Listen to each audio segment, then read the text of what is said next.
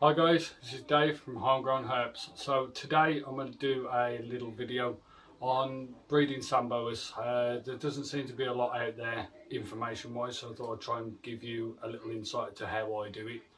So first of all, we'll start off with knowing the sex. As simple as the video that I done a few weeks ago just regarding my technique and what I do. I use what I call the thumb and finger technique. So as adults or sub-adults, it's a lot easier to be able to judge the sex just by looking at the tails, just what they call tailing. Simple way of putting it is a male will look like a finger, simply because it is elongated from the cloaca straight the way up to the end. So it's a long, narrowing, simple, straight line, no dimple, no sudden intake, and it's not fatter at the one end. Female tends to be more like a thumb, simple as. Tends to be thicker by the cloaca. As it's coming in, it goes in quite quickly, narrowing, and goes into a little tiny small tip. So the tails tend to be a lot smaller on a female than what they are to a male. Your next sort of part you want to be looking at is ages. Now, you don't want to be going too young. Sometimes you can do them a little younger than what they should be. I tend to keep them around, males around 18 months old, females 3 years, second winter as a push, dependent on their weights. Now, that's sort of your next subject. Really, I go more on the weight of the animal and how it looks in itself than more of the age. I will never go any lower than 1.5 years, and I'll never go any younger than 3 years really for a female. I'll always tend to go by the weight and the actual condition of the animal. So we're looking more really around the size of a male being 70 gram plus. I like to see about 100 gram. Not all people can get them to that sort of chunkiness that quick. I don't want to sort of power feed them into that weight either. Some just naturally are big Samboas. They just tend to be larger males. Some tend to take a little bit longer to get to that sort of size. Females, however, you're looking around about the 300 gram mark is the sort of guideline weight. I usually go a little bit more, probably 3.5, and I've never really had any that I've done any younger than that. I have known people do them at 250 gram and the females be fertile. It's just a matter of they ain't been massive feeders.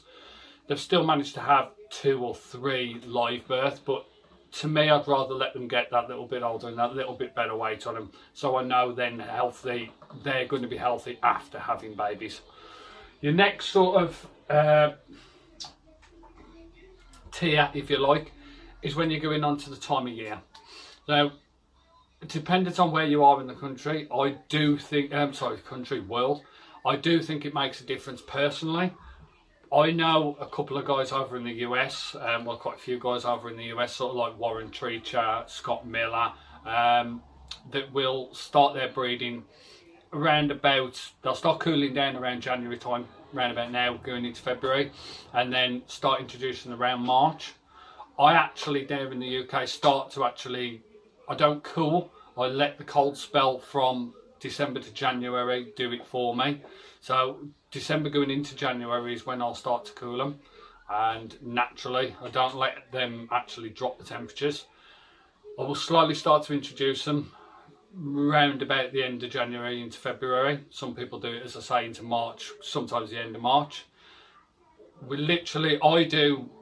I'll put a male in and I won't actually put them straight in and just lead them to it. Females have been known to eat males.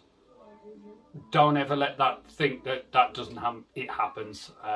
It's a rare occasion, but it has known to happen. Me personally, I have had a female attack a male. I haven't had her actually eat a male, but I have this season had a female kill a male. So it is very simply possible. You have to be very much reliant on looking at them and checking and knowing your animals through and through. They can be temperamental. Females can be on and off very quickly, and they can switch like that. The girl that I'd had actually laid for me, gave birth for me last year. She had the Dodomas last year, not a problem. She paired up, not a problem all year. This season, she had a male in absolutely fine. First day, going into the second day, Going on to the second night into the third, got up in the morning, went to check, dead in the tub.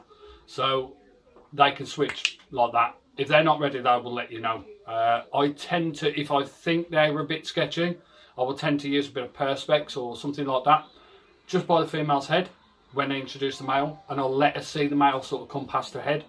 Usually give you an indication of whether she's going to strike at it or whether she's all over him, or you can get a sense of what you're actually going to get from them.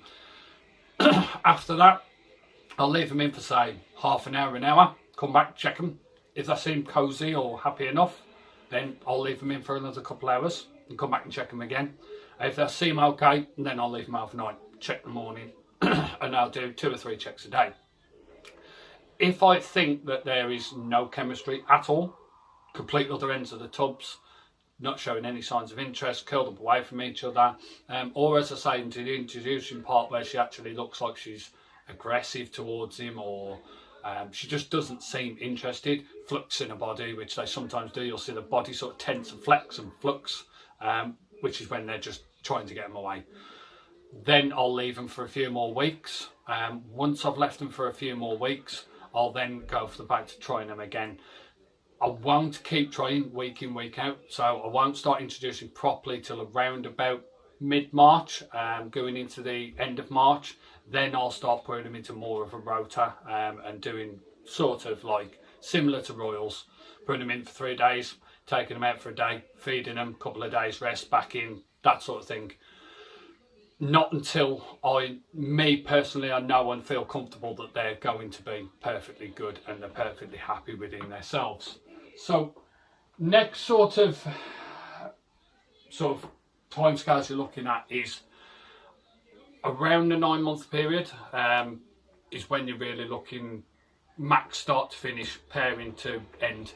I usually start pairing, as I say, December, January time, and then I usually see babies around about September time, sometimes a little bit later. This season was, well, last season we just had was a little bit later this year. I'm presuming this year will probably be the same because I've kept pairings around about the same sort of cycle. So you'll see them around about that time. Do be prepared. Sometimes you'll have slugs. Sometimes you may even have stillbirths. It's just something you have to be very mindful of. I tend to know when they're quite close. If you take a Samboa, don't ever with a female overhandle them when you think they're close, just because they can lose them. You can make them to the point they're uncomfortable that the babies might not survive. So it's best to, when you're pairing, leave them alone. Feed them, pair them, breed them, that's it. Don't mess with them, don't, especially the females, because it's so easy to put them off and for them just to go off. And next thing you know, they end up with dead babies. So the last thing you want to do, you want to make them feel as comfortable and secure as they can. You don't ever want to put them off. When you come to the point to say the last couple of months, around about the time you think you're going to start to see things, I tend to pick a female up. Never hold a female up without supporting the bottom end of it. I don't know if you've ever noticed with Samboas, they can feel a little, sometimes when they're going through your hands, a little clicky, cracky sort of feeling to them. They're not arboreal snakes.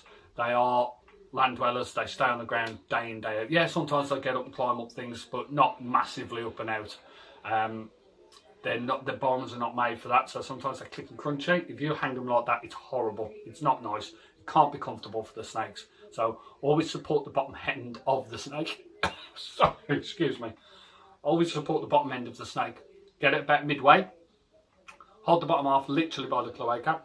As you're holding it up, literally about the bottom half, you'll start to notice sort of like a mummy bulge. It'll go down like that and bob out, one great big bulge. She's there. I usually say around that time, a couple of months, month to 2 months max, you're going to start to see babies. I will check every day then, every day religiously. Make sure she's up the hot end, make sure she's constantly kept temperature kept perfect.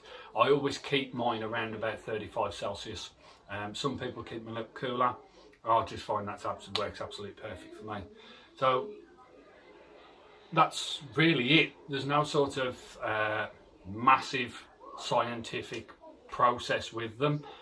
The only thing, as I say, is just to be mindful. They can be aggressive towards each other. They're not like royals you can chuck in, and if they're not happy with each other, you'll get a bit of a tail thrash and they'll stay at the opposite ends. They haven't been known to go a lot more than that. So it's always best to prepare yourselves and be mindful of that. They do need that bit more time and a bit more focus on them. I hope this really helps, guys. If you feel you need any more information, drop a comment down below. Don't forget to like and subscribe, so you get hitting that notification bell, you know when I'm uploading next.